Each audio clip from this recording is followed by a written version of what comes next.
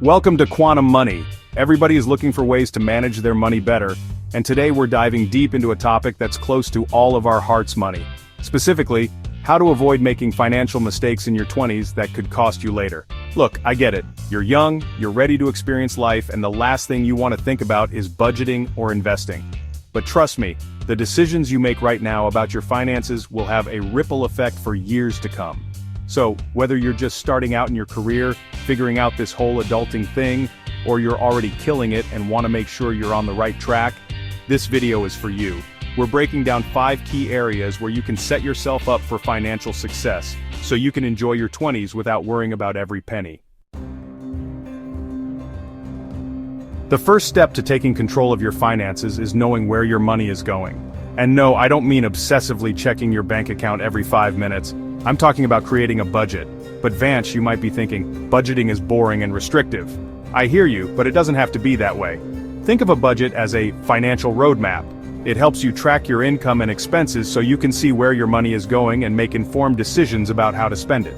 There are tons of budgeting apps and methods out there, so find one that works for you. Whether it's the 50/30/20 method, zero-based budgeting, or good old-fashioned spreadsheets, the key is to find a system you can stick with. Remember, a budget isn't about depriving yourself, it's about making conscious choices about your spending so you can afford the things that truly matter to you. Let's talk about debt, specifically the kind that can really bite you: high-interest debt like credit cards. I know credit cards can seem like free money, but trust me, they're not.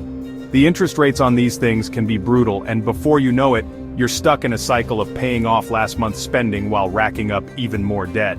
Now, I'm not saying all debt is bad. Sometimes taking on debt strategically can make sense, like when you're investing in your education or buying a house. But high-interest consumer debt? That's the kind you want to avoid like the plague.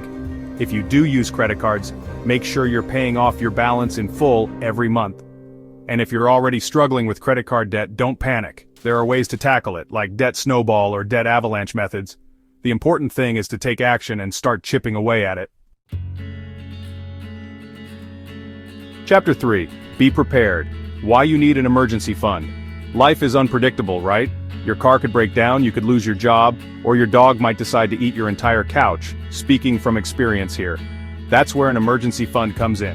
An emergency fund is essentially a financial safety net that you can tap into when unexpected expenses pop up.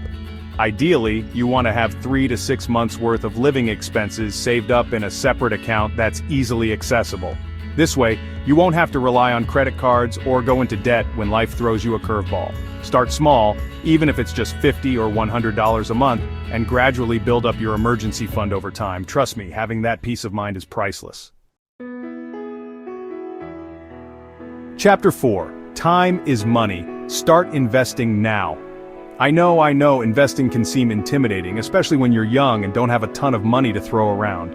But here's the thing, the earlier you start investing, the more time your money has to grow, thanks to the magic of compound interest. Compound interest is basically like earning interest on your interest. It's like a snowball effect for your money. The longer your money is invested, the more it compounds, and the bigger your returns can be over time. So, even if you can only invest a small amount right now, do it. There are plenty of beginner-friendly investment options out there, like index funds or ETFs. And if you're not sure where to start, don't be afraid to seek out guidance from a financial advisor. Chapter 5. Never stop learning. Your financial education. The world of personal finance is constantly evolving, so it's important to make learning about it an ongoing process. Read books, listen to podcasts, take online courses, whatever works best for you. The more you know about managing your money, the better equipped you'll be to make sound financial decisions.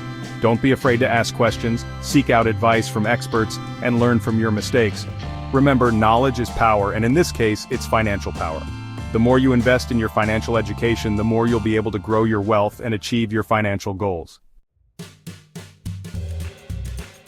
Outro, what will you do? So there you have it, 5 key areas where you can avoid making financial mistakes in your 20s. Remember, building wealth takes time and effort, but it all starts with making smart choices today. Now I'm curious, what's one step you're going to take right now to improve your finances? Let me know in the comments below. And hey, if you found this video helpful, don't forget to give it a thumbs up, and subscribe to the channel for more personal finance tips and tricks. Until next time, stay financially savvy.